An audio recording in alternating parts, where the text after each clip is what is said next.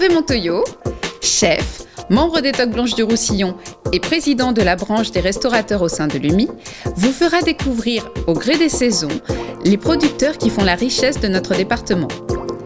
Rendez-vous sur le marché, puis chez le producteur pour enfin découvrir une pépite culinaire concoctée par Hervé. Bonjour les amis, bienvenue pour ce nouveau numéro du Baroudeur des saveurs sur votre chaîne TV Côté PO. Aujourd'hui, je vous amène pour un numéro très spécial. Nous allons rechercher la truffe. Vous savez, ce petit diamant noir qui est très fort en goût, très parfumé. Pour préserver notre belle nature et puis pour respecter aussi le travail des trufficulteurs et le travail du chien, vous doutez bien que je ne pourrais pas vous donner l'endroit où on se trouve, mais c'est un magnifique endroit dans le pays catalan. Je dirais que c'est pas trop loin de Collioure, c'est pas trop loin de Perpignan, c'est pas trop loin de Tuire, c'est pas trop loin de Céret, enfin c'est dans le pays catalan. Mais pour ce numéro, j'ai tenu à inviter un ami cuisinier aussi, un grand chef du pays catalan. Je vous dirai, avant de vous le présenter à l'antenne, il a du nez et en plus il a le pied marin. Je vous invite à découvrir mon invité, un cuisinier qui adore le pays catalan et qui met bien en avant aussi les produits du département. Et c'est un passionné de truffes. Il vous présentera son livre en fin d'émission. Vous allez voir, c'est quelqu'un de très formidable. Mais je pense que vous avez deviné qui c'était. Oh, Pierre-Louis, tiens, Pierre-Louis qui arrive. Ah, bonjour Pierre-Louis, allez, je te fais un bisou. Alors comment tu vas? Heureux d'être en pleine nature? Ah oui, là aujourd'hui il fait pas trop froid en plus, il fait bon, il fait soleil, heureux de pouvoir avoir l'opportunité de se balader un petit peu. Donc la truffe, c'est un produit que tu aimes bien travailler, sublimer dans ta cuisine? Oui, enfin on attend la saison bien évidemment, c'est janvier-février, hein, pas avant et rarement après. Et c'est quelque chose qu'on met en avant parce que il faut aussi pouvoir travailler en hiver. Eh bien, nous sommes sur le lieu où se trouvent normalement les truffes. Et je vais vous présenter un petit peu nos trufficulteurs. Bonjour messieurs. Bonjour monsieur. Bonjour, enchanté. Vous êtes donc trufficulteur amateur, et là on est sur une plantation qui a une douzaine d'années et ma foi on s'amuse, on récupère quelques truffes de temps en temps. On a une chienne jaguar là qui est une petite fille d'Avignon que je suis allé chercher dans le grand lieu de la truffe à Avignon et ma foi qui se débrouille pas trop mal. Voilà. Donc là messieurs, si vous voulez qu'on passe aux choses sérieuses, bonnet obligatoire. Comment ça bonnet obligatoire? C'est la Corse ici. Bon, on va mettre les bonnets alors. Et après on va sur l'exploitation. Dis-moi Pierre-Louis, pour nous professionnels de la cuisine, hein, de la restauration, oui, c'est aussi important pour nous justement de voir ce que font nos producteurs, nos éleveurs. Parce que souvent nous on sublime leurs produits, on les met en avant. Et en fait eux ils sont derrière, on ne les voit pas. Et le fait de les présenter, de montrer ce qu'ils font, c'est vrai que c'est normal et puis c'est logique, quoi. C'est grâce à eux qu'on a de bons produits. Oui, c'est ça, ils sont souvent en deuxième plan. Le projecteur est souvent braqué sur le cuisinier, surtout avec toutes ces émissions de cuisine qui passent à la télé. Donc les gens sont... bon, on va pas s'en plaindre, hein, mais c'est vrai qu'on s'intéresse beaucoup au travail du cuisinier et on oublie souvent, comme tu le dis Hervé, que derrière il y a des producteurs, il y a des produits, mais c'est surtout une histoire d'homme, c'est surtout une histoire de mettre en avant les hommes et les femmes qui nous permettent de pouvoir cuisiner. Oui, eux ils produisent ou ils cultivent avec passion et donc nous on essaie justement de transmettre la passion qu'ils ont mis tout en œuvre pour faire leurs bons produits. Voilà, c'est ça. Bon, on voit pas toujours ça sous le même angle, hein. On n'a pas le même œil, hein. Eux ont leur expérience, leur façon de voir les choses. Nous les cuisiniers on a la nôtre, mais bon, l'essentiel c'est qu'à la fin on puisse cuisiner et que nos clients se régalent. Et c'est vrai aussi que des fois ça peut nous aider, le fait de bien connaître la façon d'élever ou la façon de cultiver. Des fois ça nous inspire dans nos recettes. on fait une histoire autour d'un produit, on peut imaginer plein de choses. Donc c'est vrai que là aussi, ça peut nous aider, nous, pour notre inspiration de réalisation de plats. Oui, ça nous donne un peu d'inspiration, c'est vrai. Eux-mêmes nous donnent des idées parce que les premiers qui connaissent les produits, c'est quand même eux, quoi. C'est quand même les producteurs. Et puis, il y a aussi, ça force le respect. Oui, tout à fait, oui. Nous, on fait un métier difficile, mais eux aussi, c'est un métier qui est très difficile. Ouais, c'est ça, oui. Bon, allez, on va voir le chien, comment il travaille. Allez, Hein. on y va. C'est Ferrari, non, pas Ferrari. Porsche. Porsche, non, pas Porsche. Non, c'est Jaguar. Elle est Jaguar, magnifique, en plus. Jaguar.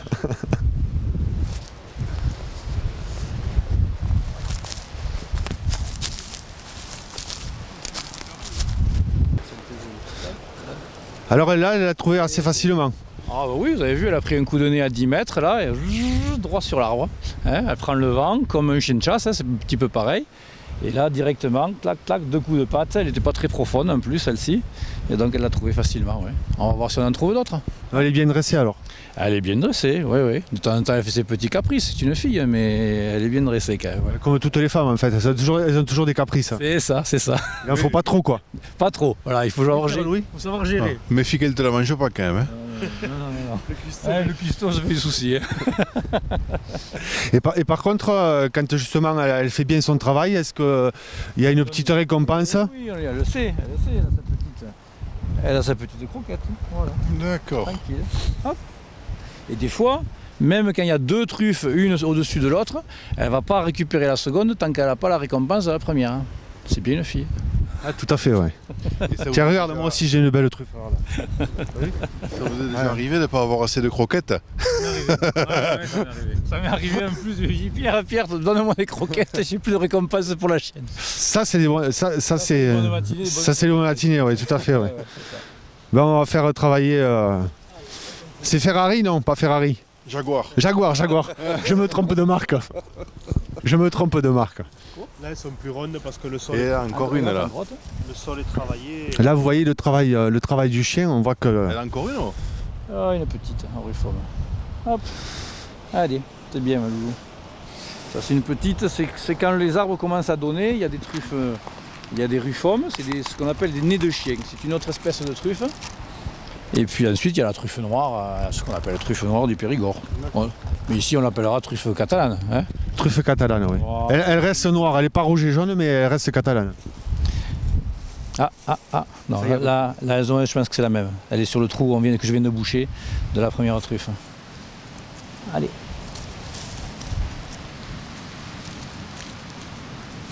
Ah, il est pas. Il y a aussi des liens avec le chien quand même. C'est un travail d'équipe, hein. Donc il faut bien s'entendre. Pour le chien, c'est un travail. Donc des fois, c'est vrai qu'il fatigue un peu, qu'il peut se décourager. Il faut savoir l'encourager, pas trop le gronder.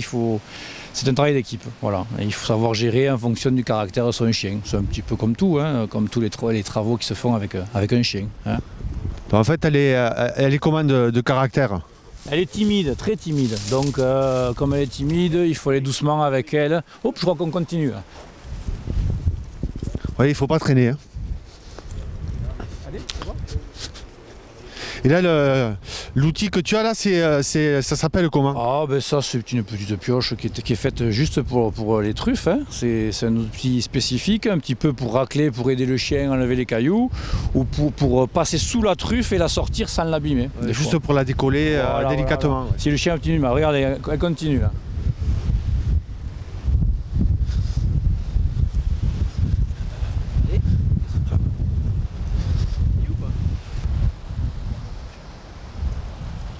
C'est un petit ruffo.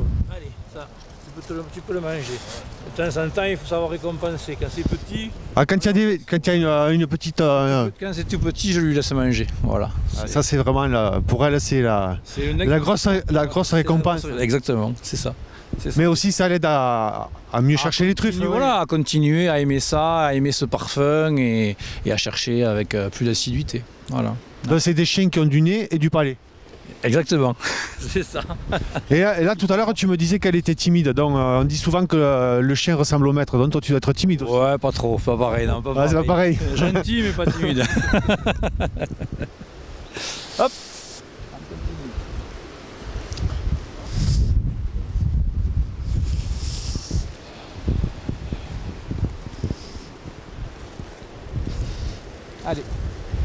Là, elle fait ça timide, il y a beaucoup de monde, on voit qu'elle est un peu perturbée. Mais bon. Fais quoi?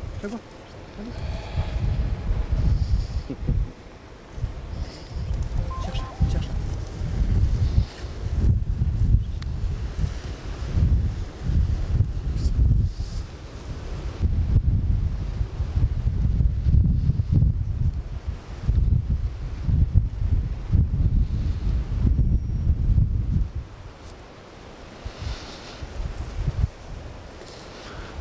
Là, on voit bien le travail du chien, là. Voilà, ça y est. Ça a été très rapide. Elle nous a trouvé une belle truffe. Regardez comme elle est belle. Voilà, magnifique. Une belle. Et regardez cette belle truffe.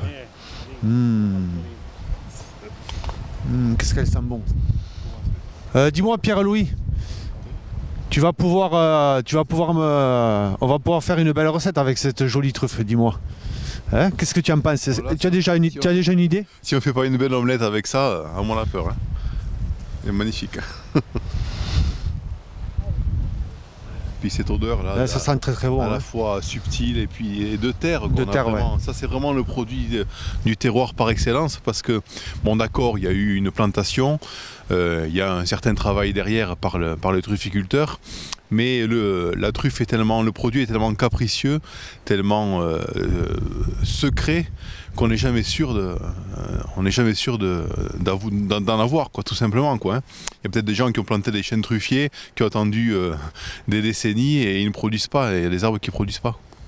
Là, c'est vraiment exceptionnel, elle est vraiment très belle. Hein. Mais dis-moi, pour les truffes, là, il y en a toute l'année ou comment ça se passe en fait la truffe, comment elle vient, comment elle pousse, quand est-ce que ça démarre, comment on peut savoir aussi si l'année sera bonne? Explique-nous tout ça. Alors, les truffes, la pleine saison de la truffe, c'est janvier-février. Même s'il y en a en décembre, bon, on essaye d'en avoir pour les fêtes, mais c'est pas la pleine saison, hein, c'est janvier-février, la pleine saison. Il peut y en avoir jusqu'à fin mars, même début avril même, hein, mais on est hors saison, disons. Et puis on en laisse toujours quelques-unes dans le sol parce que ça permet de conserver des spores et de re-ensemencer un petit peu le sol pour que l'année suivante il y en ait. Hein. Donc ça c'est la première chose. Après les truffes, ça naît, pour qu'il y ait des truffes, il faut qu'il pleuve. En avril ou en mai, parce que c'est là qu'elles naissent, avril-mai. Donc là, on a la naissance de la truffe. Elle est grosse comme une tête d'épingle. Ensuite, juin, juillet, il ne se passe pas grand-chose. Elle a moins besoin d'eau. Et là, elle est grosse comme une lentille. Et au mois d'août, c'est là que tout se joue. C'est là que dans la nature, il faut beaucoup d'orages au mois d'août. C'est avec les orages du mois d'août qu'elle va grossir. Et alors en fonction du milieu où elle est, par rapport à la mécanique, c'est-à-dire à la possibilité de grossir, et aux nutriments qu'elle a, en calcaire et en matière organique, c'est là qu'elle va grossir. Et fin août, mi-septembre, elle a sa taille définitive, elle ne bouge plus, mais elle est verte. Et ensuite, c'est avec les gelées, avec le froid et les gelées, en décembre, janvier, février, qu'elle mûrit et qu'elle arrive à maturité, et c'est là que le chien arrive à la trouver. Voilà. De la truffe. Mais les gelées, il ne faut pas qu'elles soient trop fortes non plus quand même. Pas trop fortes parce qu'il ne faut pas que la truffe gèle. Alors il y a des territoires où ils ont beaucoup plus que nous des truffes de surface qui peuvent geler quand le terrain est très dur, sur le Ventoux par exemple. Chez nous c'est rare, en Fenouillède ou alors en Val-Espire, les truffes sont beaucoup plus profondes. Donc en général on risque pas grand chose avec les gelées. Voilà. Mais c'est le froid qui fait mûrir la truffe. Voilà. On a des sorties de truffes après des gelées. Voilà. Vous voyez la truffe, le diamant noir, la Melanosporum, ben c'est toute une histoire pour voir grossir ce petit diamant noir. Et puis c'est aussi de la complicité avec le chien, hein, parce que sans le chien, ce serait difficile. C'est plus compliqué. À l'ancienne, on le faisait, hein, la mouche avec une baguette, mais ça prend beaucoup plus de temps et il faut des conditions optimales. L'idéal, c'est du soleil et pas de vent. Voilà. Et pour la truffe, il y a quand même un animal qui doit bien aimer la truffe dans notre département, c'est le sanglier, non? Le sanglier, ça c'est le gros souci. C'est le gros souci sur les truffières sauvages parce qu'ils remuent tout, ils mangent les truffes, ils mettent les racines à nu et après les truffières sont perdues. C'est pour ça que sur les plantations, on est obligé de clôturer pour que le sanglier ne vienne pas faire de dégâts. Voilà, obligé. Ça, c'est-à-dire qu'il aime aussi les bonnes choses. Il aime les bonnes choses, ouais, il voudrait prendre sa part. Voilà, c'est ça le problème. Remarque après, si on tue le sanglier qu'il a mangé beaucoup de truffes, il est déjà parfumé. Il est pas mal, ouais, c'est ça. C'est ça. Après avoir ramassé les truffes, comme je vous l'ai présenté tout à l'heure, j'arrive un peu à la bourre parce que j'ai un petit peu traîné avec Jaguar là, qui se régalait de chercher les truffes. Et donc Pierre-Louis Marin doit m'attendre dans ses cuisines. Et il me tarde de me mettre au chaud. Heureusement que le magasin Vétipro de Perpignan nous a fait de beaux coupes-vents là, et on a eu bien chaud. Donc avec côté PO, on est toujours au chaud. Donc je vais chercher Pierre-Louis Marin, enfin je vais voir s'il est arrivé. Je pense qu'il est arrivé et peut-être même il doit être impatient parce que j'ai un peu traîné tellement je me suis régalé de voir Jaguar chercher le diamant noir. C'était vraiment extraordinaire. J'espère que vous êtes régalés, mais maintenant on va se régaler avec les papilles. Allez, à tout de suite. Pierre-Louis! Oh, il est déjà arrivé, il est déjà en tenue. Hein. Ouf. Bonjour messieurs. Alors, salut Pierre-Louis. Écoute, je vois que tu es déjà arrivé. Excuse-moi, j'ai un peu traîné. J'étais avec Jaguar, je me suis régalé. J'ai continué mon expérience à l'extérieur. Je me suis vraiment. Mais elle court plus vite que toi, non? Oui, Jaguar, oui. Elle va beaucoup plus vite. Je vais travailler un petit peu avec toi, mais bon. Comme tu es chez toi, c'est toi qui va bien bosser quand même. Aujourd'hui, quelque chose de très simple et de très... Moi, j'aime pas trop ce mot pour décrire une recette parce que je trouve que c'est pas très poétique. Mais c'est quelque chose de simple et efficace. Un carpaccio de foie gras, de Saint-Jacques et de truffes, bien sûr. Ça va être plusieurs saveurs qui vont très bien se marier, qui sont très fortes en goût et qui vont quand même... Ces produits-là vont sublimer la truffe. Une association de mets, de produits délicats qui, bien préparés et bien associés, avec les bonnes proportions, un bon assaisonnement, donnent un plat fabuleux en toute simplicité. Oui, c'est ça aussi. Même si quand on peut penser que des fois un restaurant avec une étoile Michelin, parce que Pierre-Louis quand même, c'est quand même une pointure dans le département, il a une étoile au Michelin, c'est pas rien. C'est pas forcément, il y a des plats simples qui sont simplement présentés, très goûtus et qui donnent envie d'égayer les papilles. Donc c'est pas forcément une cuisine très sophistiquée, c'est une cuisine qui est aussi des fois des plats tout simples, bien présentés avec les produits clairs et nets sur l'assiette. Comme le disait Paul Bocuse, il le dit toujours, mais c'est de lui que j'ai entendu la première fois. Et la bonne cuisine, qu'est-ce que c'est?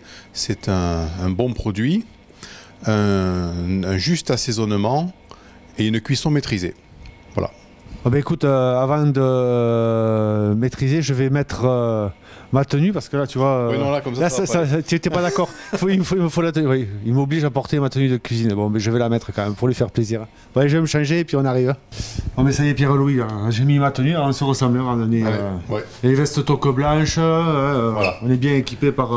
Là, on va pouvoir travailler correctement. On a de belles vestes. Qui c'est qui nous fait ces belles vestes déjà? C'est mais c'est Vétipro, bien sûr. Vétipro, bien sûr. Vétipro Perpignan. Notre partenaire. Avenue Julien Panchaud. Voilà, un très bon partenaire. Non, en plus, ils sont adorables. Ils sont adorables. Ouais.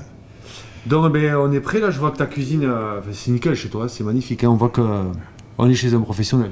On s'y emploie, oui. En tout cas, ça fait toujours plaisir à entendre. Écoute, peut-être après, ça te fera moins plaisir parce que tu sais, la devise de côté. Tu la connais pas, la devise de côté PO? Je vais te la dire. Non, je la connais pas. Alors là, avec côté PO, on vient vous mettre le bazar en gros. Donc tu vas voir. D'accord. Tu vas pouvoir appeler du monde parce que ta cuisine, je te dis pas. De temps en temps, je me lâche.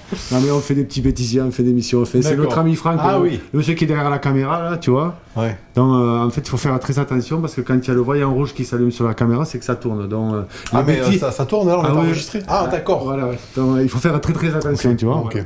Donc dès que c'est rouge, on fait très attention à ce qu'on dit. D'accord. Parce que Franck, il prend tout, tu sais, il aime bien ça aussi. D'accord.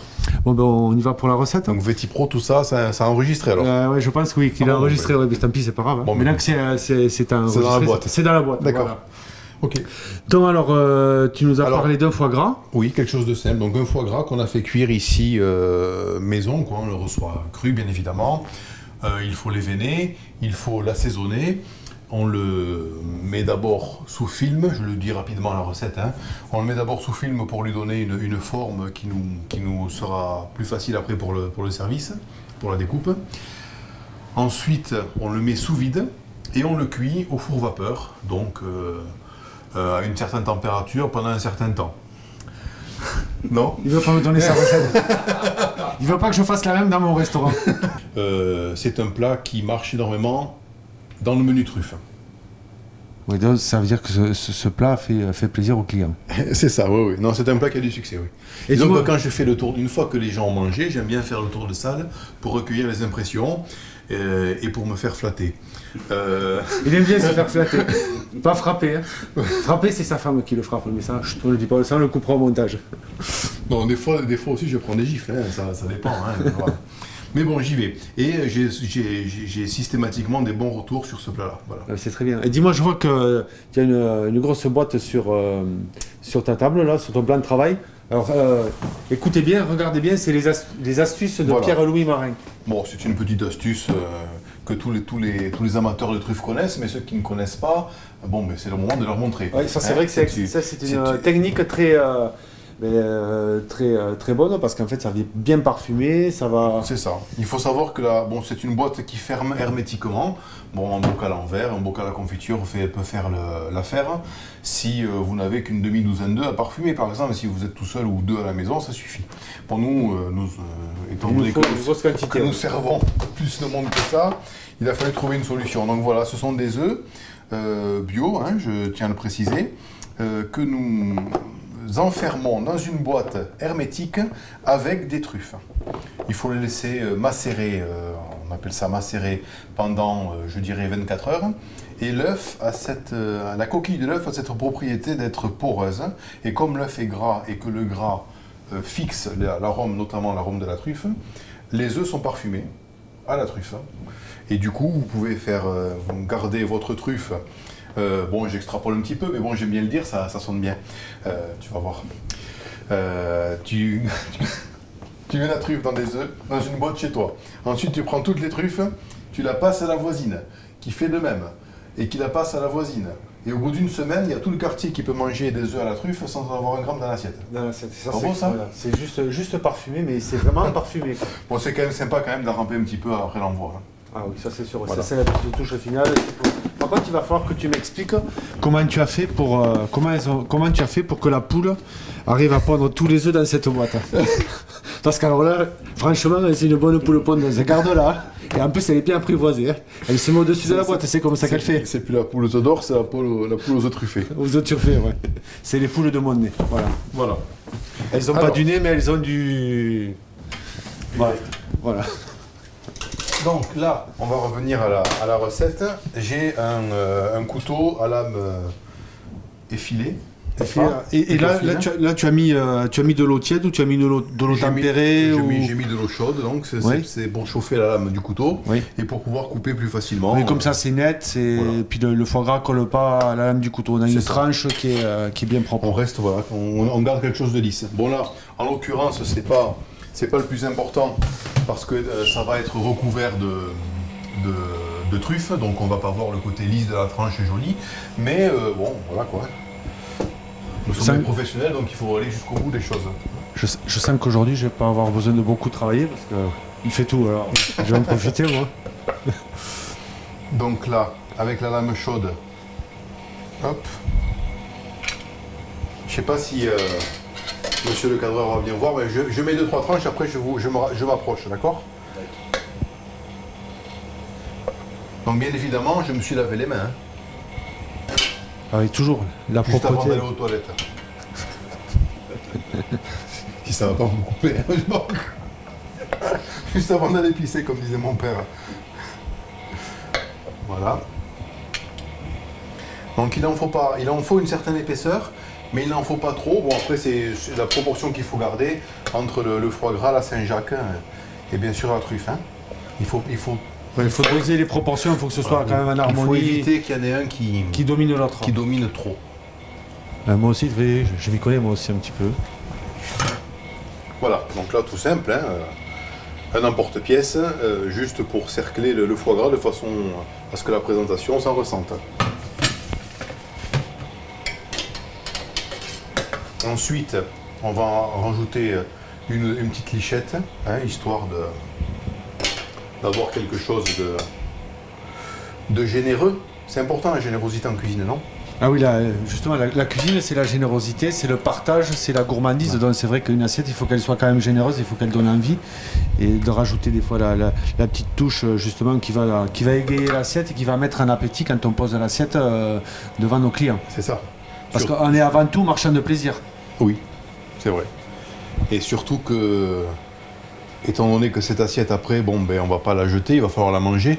Bon, autant qu'on en est. Je veux bien me dévouer. Bon, d'accord. C'est vrai que Pierre-Louis, en fait, quand on va dans un restaurant, on se régale de déguster, de dévorer des yeux, de s'égayer les papilles avec une belle assiette. Mais c'est vrai qu'on ne le dit jamais assez, mais nos établissements sont des lieux de vie, c'est des lieux où les gens se rencontrent, des lieux où les gens échangent. Donc c'est quand même des lieux importants qui ont besoin de vivre. Donc nous, là, ce qui nous habite, c'est cette passion de travailler les bons produits, de faire plaisir à nos clients, mais c'est avant tout aussi des lieux de vie. Parce que c'est ça. Et là, je rebondis là-dessus pour placer le côté art de la table. Parce que tu es d'accord avec moi, c'est une partie de notre métier. Bon, c'est ce que les gens voient en premier, l'accueil, le service, la prise de commande. C'est largement aussi important que ce qu'il y a dans l'assiette. Moi, je pense que dans un restaurant, il y a vraiment ces deux parties-là. Le côté cuisine, bon, le travail du cuisinier pur et dur, si vous voulez, et le travail de l'équipe de salle et de l'accueil. Parce que, pour reprendre un exemple extrême pour étayer ma théorie, un restaurant dans lequel vous allez manger moyennement, où c'était juste bon, mais vous avez été accueilli avec le sourire, vous avez été servi avec l'envie de faire plaisir, vous ne manquez de rien, oui. Et bien dans ce restaurant-là, vous y retournerez. Alors que dans un restaurant où l'assiette était tip-top, et on vous prend de haut, on ne vous sourit pas, on ne répond pas à vos questions, on n'est pas là quand vous avez besoin, eh bien vous n'y retournerez pas. C'est vrai que c'est un ensemble. Eh oui. Nous, c'est un ensemble. C'est que vraiment le côté salle est largement aussi important que le côté cuisine, et donc d'où l'idée de partage, de convivialité. Les deux sont liés. Et de générosité, c'est ça. Oui, parce que c'est la générosité en fait. Et on a besoin que les jeunes qui entrent dans les écoles hôtelières s'intéressent au métier de la salle. On a besoin de serveurs. Je lance un appel. Nous avons besoin de serveurs, de serveuses bien sûr, de maîtres d'hôtel, de gens de la salle, de gens des arts de la table. D'ailleurs, les arts de la table, une branche des Toques Blanches du Roussillon. Une branche des Toques Blanches du Roussillon avec le président Olivier Tépénier. Enfin, Tépénier, c'est que le nom parce qu'il n'a pas besoin de se peigner. Il a les cheveux très très courts. Olivier Tépénier. Voilà. Il est très bien peigné. On l'adore aussi. On l'adore aussi, on lui fait un petit coucou. Hein. Mais oui, non, voilà. Et puis donc, et certains membres donc, des Toques Blanches du Roussillon ont leur maître d'hôtel ou leur serveur qui font partie de l'association des arts de la table. Mais là aussi, on voit qu'il y a une envie dans ce département. Il y a des professionnels qui sont mobilisés. On est mobilisés justement pour essayer de donner le meilleur de nous-mêmes. Bon, on n'est pas parfait, mais on essaie de travailler pour faire des choses. Voilà, on y travaille. Donc deuxième ingrédient de la recette, les noix de Saint-Jacques. Donc celles-ci sont magnifiques. Alors là, encore une fois, je ne vais pas étaler ma science, parce que ce que je vais vous dire, c'est tout ce que je sais. Donc ça ne va pas plus loin.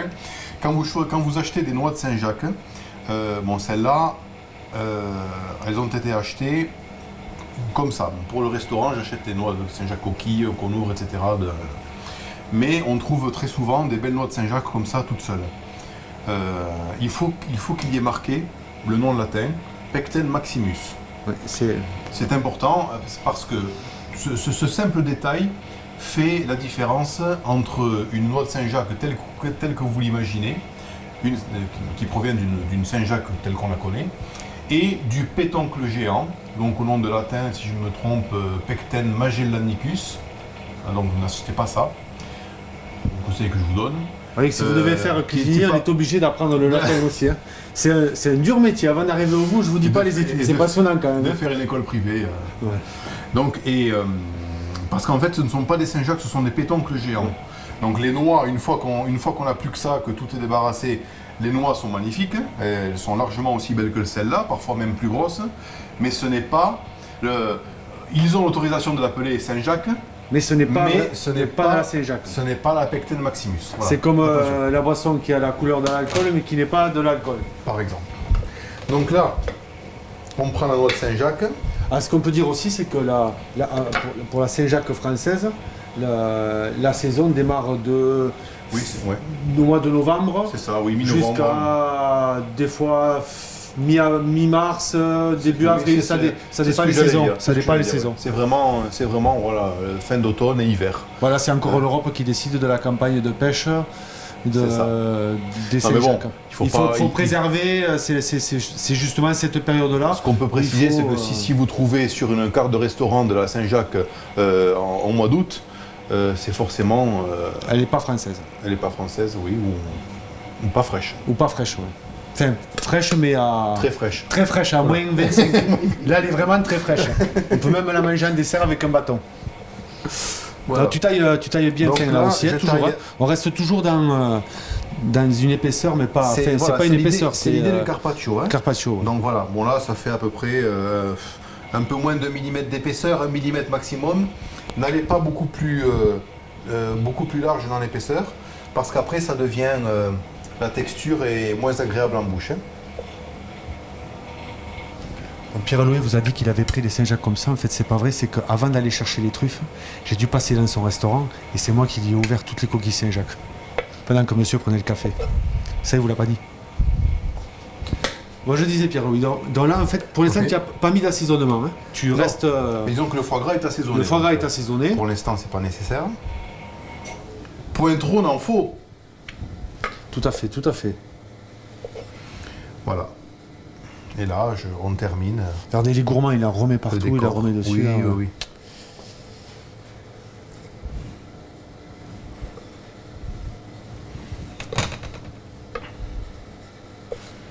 Voilà, celle-ci est plus blanche. Ça va faire bicolore. Voilà, la couleur, par contre, ça n'a rien à voir avec la qualité. Hein. Oui, c'est pas parce qu'une est moins fraîche que l'autre, elles sont toutes fraîches, voilà. Seulement c'est la Saint-Jacques qui est comme ça. C'est ça, moi j'ai la peau plus bronzée que toi par exemple. Non, enfin, je sais pas. Enfin, toi t'es moins bronzé. Moi je suis plus devant les fourneaux que toi quand même. Je bronze plus que toi. Voilà, bon, c'est bien parti. C'est donc maintenant que nous allons passer à la phase de l'assaisonnement. Parce que si le foie gras est assaisonné, la Saint-Jacques, elle ne l'était pas. Donc là, on enlève délicatement l'emporte-pièce. Et nous allons verser quelques gouttes. Enfin, qu'est-ce que tu mets là? Un bon ratch d'huile d'olive. L'huile d'olive. Hein. L'huile d'olive de Mias ou... Oui, celle-ci vient de Mias. C'est le Mas Saint-Pierre.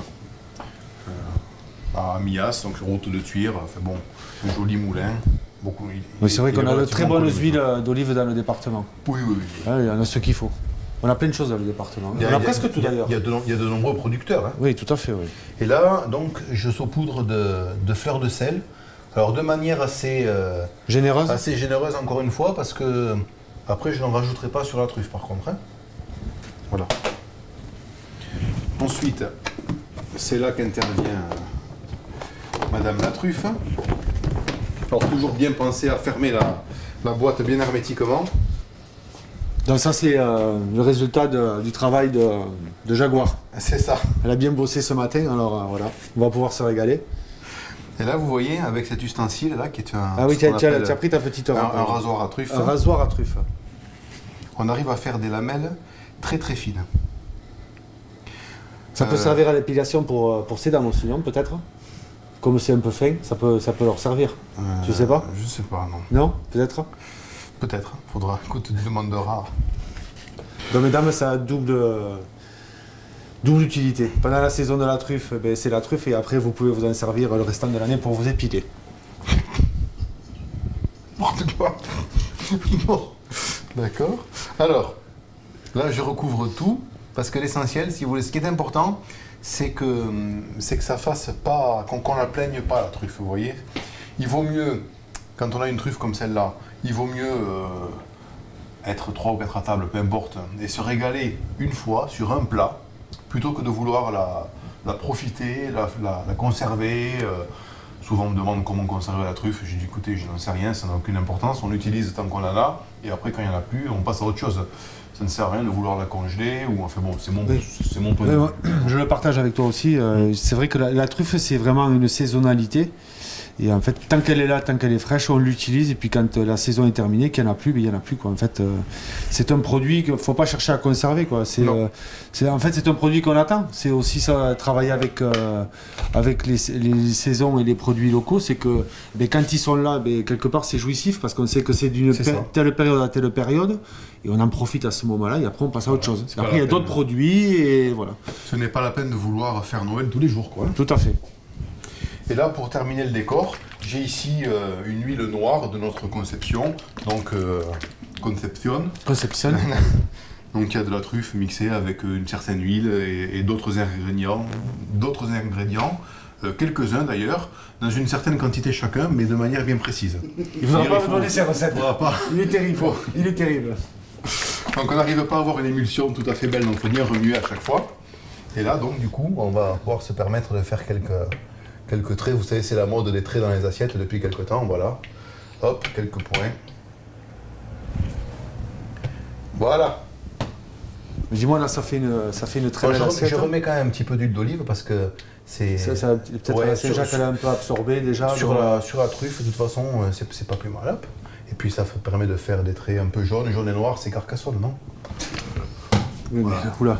Oui, c'est vrai, oui, Carcassonne. Oui. Très belle assiette.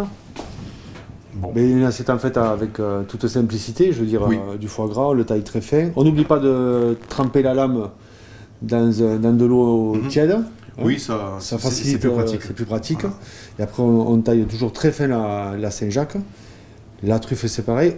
Vous n'oubliez pas d'assaisonner d'abord la Saint-Jacques, pas le foie gras. Le foie gras est déjà cuit et assaisonné. Donc, on assaisonne juste la Saint-Jacques avec de la fleur de sel, généreusement. Pas trop non plus, mais généreusement. Et après, vous parsemez les truffes. Et après, il y a les traits du samouraï. Mais, après, si vous n'avez pas les traits de samouraï, c'est pas grave, c'est bon quand même. Hein. Voilà. Et surtout, n'oubliez pas l'huile d'olive. L'huile d'olive du département. Du département, bien sûr. Voilà. Nous avons de bonnes... La fleur de sel aussi. La fleur de sel aussi, oui. La fleur de sel du Roussillon. Et... Du centre-rose.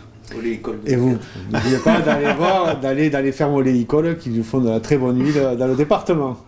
Merci, monsieur Franck. C'est le caméraman. C'est l'odeur de la truffe qui l'excite un petit peu. Alors, on va. Pierre-Louis, qu'est-ce qu'on pourrait. Quel vin on pourrait accommoder avec ce plat Alors, plutôt blanc. Je suis plus blanc que rouge en général. Bon, encore une fois, c'est tout à fait personnel. Et donc là, j'ai choisi la cuvée blanc du domaine de la Matassa. C'est où ça? C'est Afrique du Sud, non? C'est Afrique du Sud. Pierre-Louis Marin a des vins d'Afrique du Sud. Des vins d'Afrique du Sud. C'est Matassa. Hakuna Matassa. Hakuna Matassa. C'est là-bas qu'il a appris à danser les danses africaines. Il est fabuleux. Non, Tom Lube qui fait ça. Il a passé quelques années à Cals et maintenant nous avons le plaisir de le voir s'installer à Montnay, juste à 100 mètres de l'auberge. Et donc c'est quand même une fierté pour nous d'avoir un vigneron de cette trempe au village. Oui, donc c'est vraiment un vigneron qui est à Montnay. C'était une petite blague, mais non, c'est un vin local, un vin d'ici. C'est ça. On peut dire qu'il a eu du nez de s'installer à Montnay. Tu es très content de l'avoir à côté de ton établissement. Oui, tout à fait. Bon, on mange? Eh bien, écoute, on va faire une petite dégustation. Et puis après, tu vas me faire voir ta salle, parce que j'ai vu que ta salle était magnifique. Ah, d'accord. Donc, tu vas me... Avec plaisir, oui. On va aller faire un petit tour en salle. Puis je crois que tu fais pas que de la cuisine, tu écris des livres aussi. Il me semble que tu as fait un livre sur la truffe. Il m'a semblé le voir en arrivant là. Ça m'arrive. Tu vas nous en parler un petit peu de ce livre. Avec plaisir, bien sûr. Voilà. Après avoir bu Matassa, et après avoir fini toute l'assiette, on se retrouve en salle. On vous souhaite quand même un bon appétit. Et... Donc si vous avez besoin d'un conseil pour faire une recette, n'hésitez pas. Appelez Pierre-Louis ou appelez-moi. Mais moi, j'ai pas tous les ingrédients parce qu'il m'a gardé quelques petits secrets. Il est malin quand même. On y va là? On va déguster parce que... allez, on y va. Bon, Pierre-Louis, merci de nous d'avoir reçu côté PO dans tes cuisines, dans ton établissement qui est magnifique. Plaisir. Et là, on se trouve dans ta salle. Ta salle est vraiment très belle, aussi très épurée. Elle est toute simple, mais très jolie. Et je savais pas, par contre, c'est toi qui fais ces jolis tableaux. Tu m'as pas dit que tu étais artiste peintre aussi. Et sculpteur, parce que je vois qu'il y a quelques sculptures. C'est toi qui fais ça? Non, non, bien sûr, non. Ça, par contre, ça a été fait par Paul Schramm, anciennement professeur de salle à l'école hôtelière Léon Blum, ancien maire de Cals, et maintenant artiste, peintre. Il fait de très belles choses et sculptures à base de douelle de fût. C'est pas mal. Oui, il est resté dans le vin, comme c'est un amoureux du vin et de l'art. Oui. Donc il a continué, justement, il a fait une petite reconversion, enfin une petite, avec des œuvres qui sont vraiment très jolies. Hein. Paul a une retraite active, il nous fait il nous fait des choses très jolies, quoi. Et là, je trouve, c'est vraiment, on voit qu'il y a du travail aussi. Non, il y a de l'idée, non, c'est joli, et puis tout est visible. Je crois qu'il y a un site internet. Oui, il a tout tout se permettre d'en parler, je ne sais pas. Oui, il a un site internet. Schramm 66, Schramm avec un X. Voilà, c'est vraiment un nom catalan. Non, il est un peu alsacien. C'est pour ça qu'il aime le vin, il aime le bon vin. Il aime le bon vin, on n'a pas dit que... Voilà. Ouais. Il est aussi artiste, donc... avec modération. Avec modération, toujours, bien sûr. Et il t'a fait une belle décoration de la salle. C'est vraiment ses œuvres. Ouais. Bon, Duba, tu m'as dit que tu avais fait un livre. Ça, par contre, c'est toi qui l'as fait. Voilà, ça c'est moi. Alors, explique-nous un petit peu ce que tu as fait. Parce que je ne peins pas, mais il m'arrive de faire de la photo, par contre. Et ce dont je suis content, ce dont je suis fier, en fait, c'est plus les photos que les recettes. Voilà, donc Mélanon mon amour, 58 recettes à la truffe, aux éditions Alter Ego. Il se trouve à la FNAC, chez Dorcatis, chez Chapitre. Et surtout dans ton établissement. Et surtout dans mon établissement. On peut même l'acheter sur notre site internet en direct. Wow, tu es vraiment... à la pointe de la technique. Donc si on ne peut pas venir chez toi, on peut le commander par internet. Voilà, c'est ça, oui. Je lui fais la petite dédicace et il part le lendemain.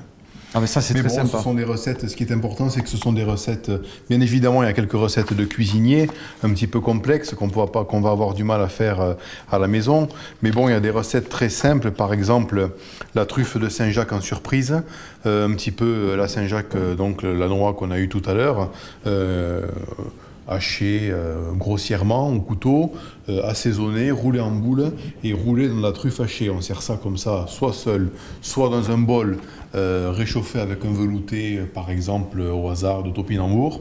C'est un délice.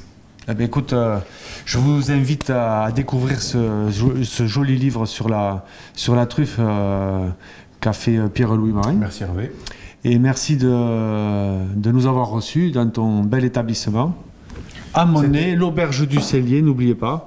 Encore un petit coin du département fort sympathique, les Fenouillèdes. On a plein de coins fabuleux dans notre département. Oui. Hein, et des fois, on part à l'autre bout du monde et en fait, on a des endroits tout... La balade dans le Fenouillède de ce matin était particulièrement agréable. Hein. Elle est très agréable. Fraîche un peu, fraîche. Elle était fraîche, mais quand même très très agréable. On a vu le... Non, mais il y a des vues, il y a des paysages magiques.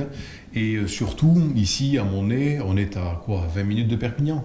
Oui, c'est très très très rapide. Oui. Disons qu'on est dans un coin du département qui n'est pas suffisamment couru, donc c'est pas, c'est difficile pour les affaires en quelque sorte, mais on n'est pas loin de Perpignan, on peut facilement venir ici. Mais oui, justement, nos établissements, comme moi, le restaurant Le Chakiri, c'est pareil, on est installé dans des vallées justement parce qu'on est... Nous, cuisiniers, on est tombés quelque part amoureux du lieu, du village et on veut faire vivre nos vallées. Puisqu'on disait que nos restaurants sont des lieux de vie, mais là aussi, un commerce qui est implanté dans des endroits un petit peu excentrés des grandes villes, eh ça permet aussi de faire vivre tout un secteur.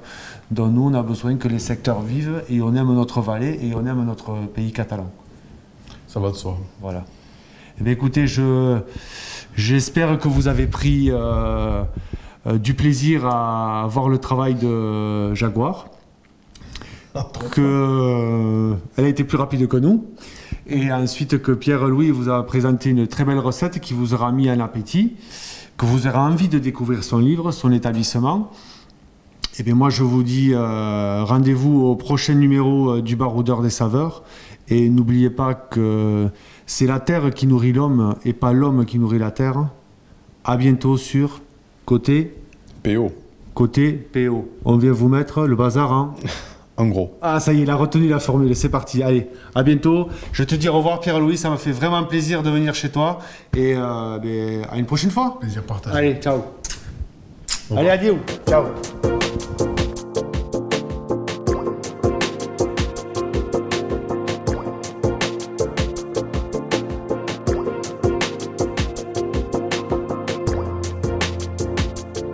Bonjour les amis, bienvenue pour ce nouveau numéro du Baroudeur des saveurs. Un numéro très spécial. Je vous amène à la découverte de la truffe du pays catalan.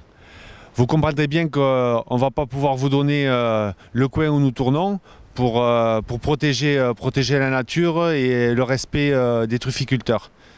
Allez, je vous amène tout de suite sur... Donc pour des raisons de confidentialité... Je reprends là ou... Ouais. Attends. Pour des raisons de confidentialité... Oh. Moi j'ai trouvé notre truc, je vais pas y arriver. C'est mon bêtisier moi. Ça y est, j'ai trouvé, c'est bon.